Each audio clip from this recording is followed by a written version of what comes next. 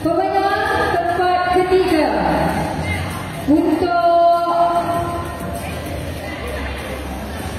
acara hari ini. Tak sama-sama adik. Okey, pemenang tempat ketiga jatuh kepada Rumah Merah dengan angkanya 210 markah. Tanda kamera, bangun semua. Tanda kamera, bangun semua. Bangun semua. Bangun adik, menang adik, dapat hadiah dah. Bangun. Tengok makcik pula apa, tak dapat hadiah.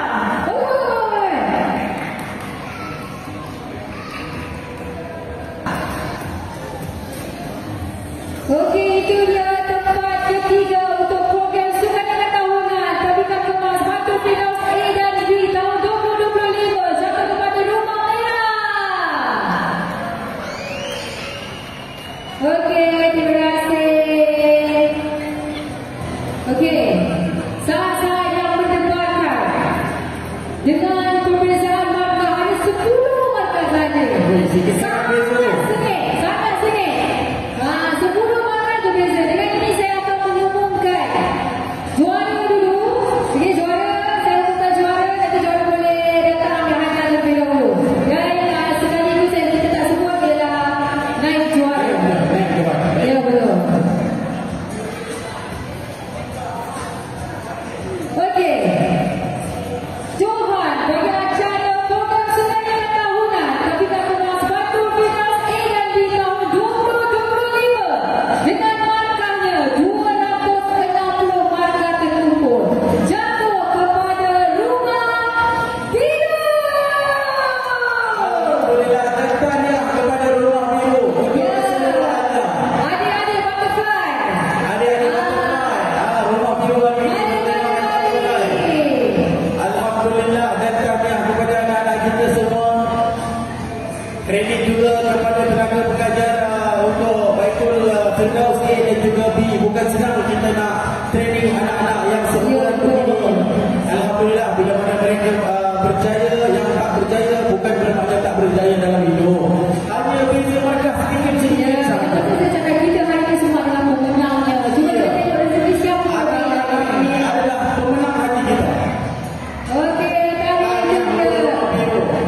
okey, tanya untuk juara kita dan seterusnya seperti kita tahu dengan markah terkumpul 250 markah. Naib Johan bagi program Sukan Tahunan Tadika Kemas Batu Fidaus A dan juga B tahun 2025 jatuh kepada Kumpulan Kuning. Kumpulan Kuning. Tanya dengan perbezaan markah. Ya betul, perbezaan markah hanya 10 markah saja. Ya, 10 markah sahaja. Sangat sengit. Tanya adik-adik lepas.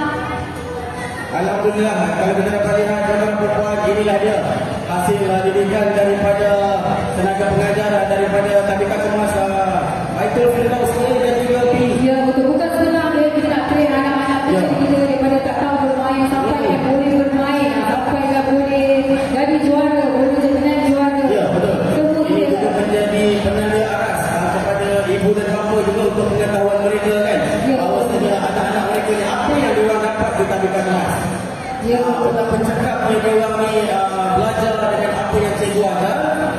Bukan sekadar akademik, malahan untuk sukan juga. Kita cakap juga keseimbangan lah di antara pembelajar dan juga sukan. Dia sebenarnya ada satu lagi perkataan aku nak sebut, tapi aku lupa perkataan. Okey, tak apa, nanti.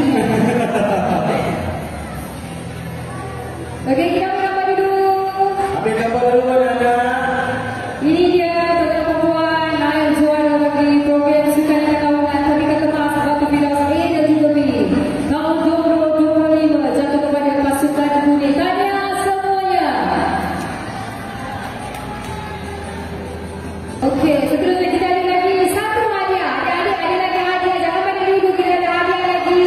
Ingat tak tadi masa dulu kita bercakap untuk sorongkan kita akan ada hadiah.